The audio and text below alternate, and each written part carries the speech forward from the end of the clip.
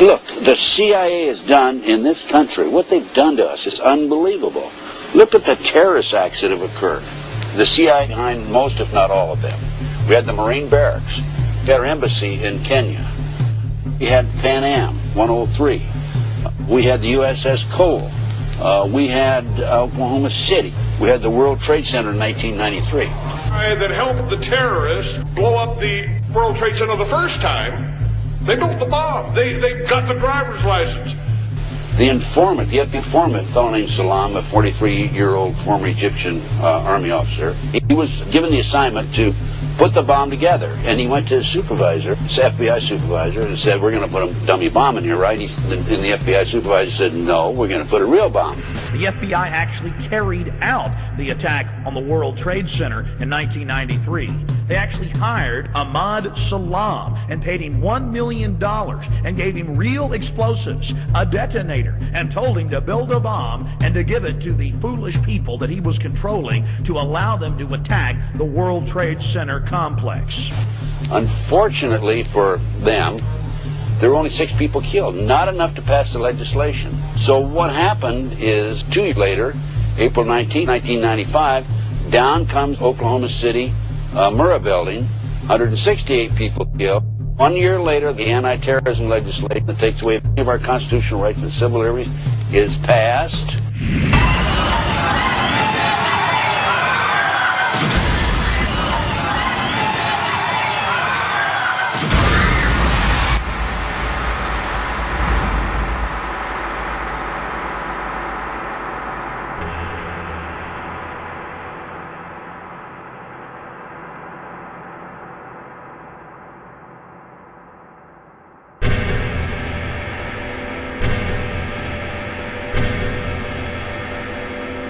Because at 9:30 this morning, we were actually running an exercise for over a company of 1,000 people in London, based on simultaneous bombs going off precisely at the railway stations that happened this morning.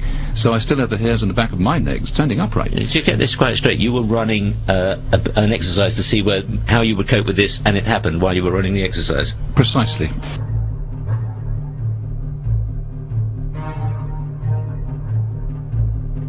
Supposed to believe is some kind of coincidence, there was also an anti-terrorist drill going on 7/7, and again, just like 9/11, they were talking about attacks on the same targets, the same kind of tube stations, and exactly the same time as the actual attack happened, providing some kind of cover for what must be operations orchestrated in some way by the state.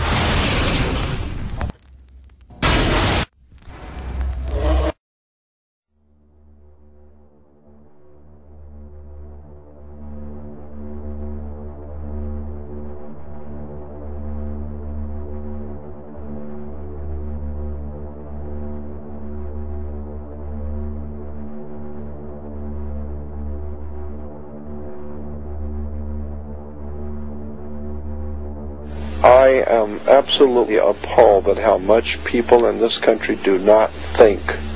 We are given to understand that an Arabic guy out there up in the mountains financed the most elaborate attack on this country. Do you think some people in a cave, were able to have NORAD stand down? Do you think that people in a cave were able to have all of this happen? And when I think about how many Americans were killed in New York City, and believing as I do that this thing was a setup job, this is a textbook operation that Nazis used, and they've used it over and over again.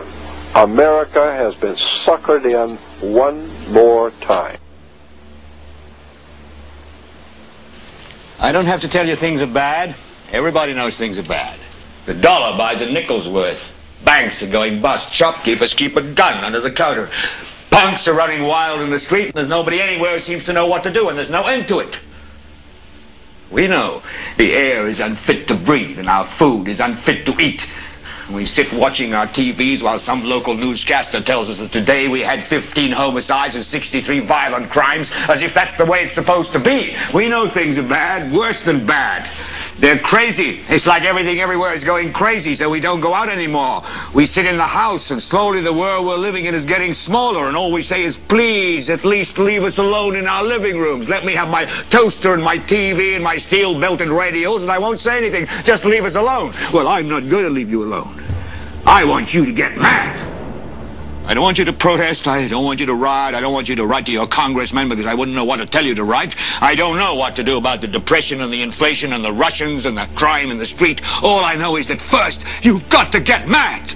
You've got to say, I'm a human being, God damn it! My life has value!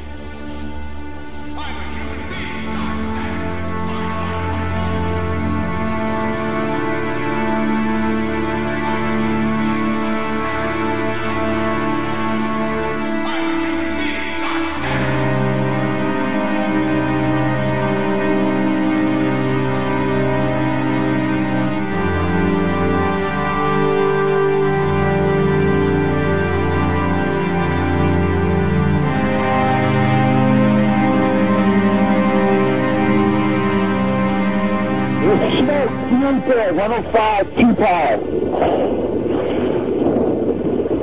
It's wind there, it's black, it's iron. My wife thinks I'm alright. I called her and said I was leaving the building, I was fine, man. Bang!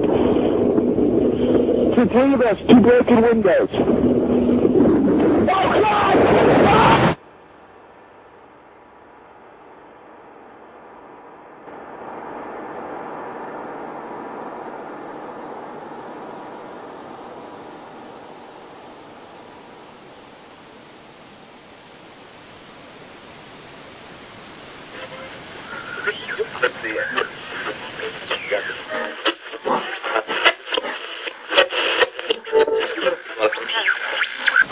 When hostilities commenced in Europe in 1939, it was realized that the American people had no intention of entering the war.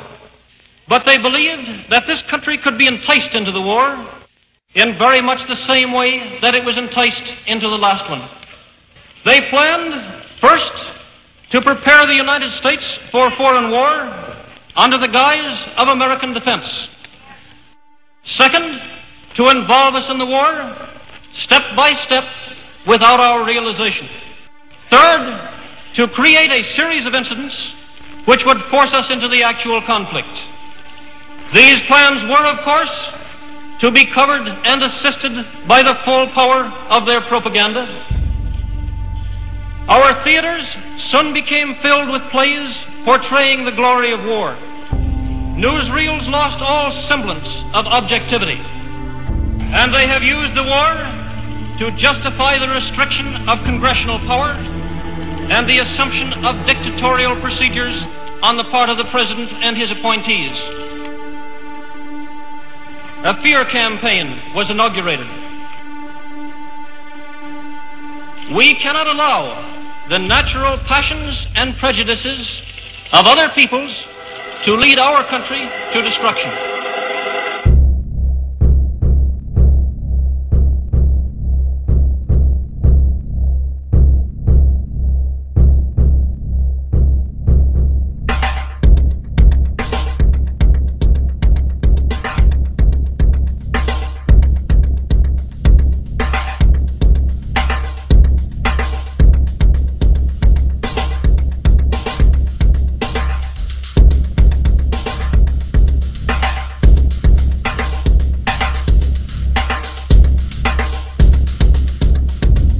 In 1775, the American Revolutionary War began as the American colonies sought to detach from England and its oppressive monarchy. Though many reasons are cited for the revolution, one in particular sticks out as the prime cause: that King George III of England outlawed the interest-free, independent currency the colonies were producing and using for themselves, in turn forcing them to borrow money from the Central Bank of England at interest, immediately putting the colonies into debt. And, as Benjamin Franklin later wrote, the refusal of King George III to allow the colonies to operate an honest money system which freed the ordinary man from the clutches of the money manipulators was probably the prime cause of the revolution. In 1783, America won its independence from England. However, its battle against the central bank concept and the corrupt, greed-filled men associated with it had just begun. So what is a central bank? A central bank is an institution that produces the currency of an entire nation. Based on historical precedent, two specific powers are inherent in central banking practice: the control of interest rates and the control of the money supply, or inflation. The central bank does not simply supply a government's economy with money, it loans it to them at interest. Then, through the use of increasing and decreasing the supply of money, the central bank regulates the value of the currency being issued. It is critical to understand that the entire structure of this system can only produce one thing in the long run: debt. It doesn't take a lot of ingenuity to figure this scam out. For every single dollar produced by the central bank is loaned at interest. That means every single dollar produced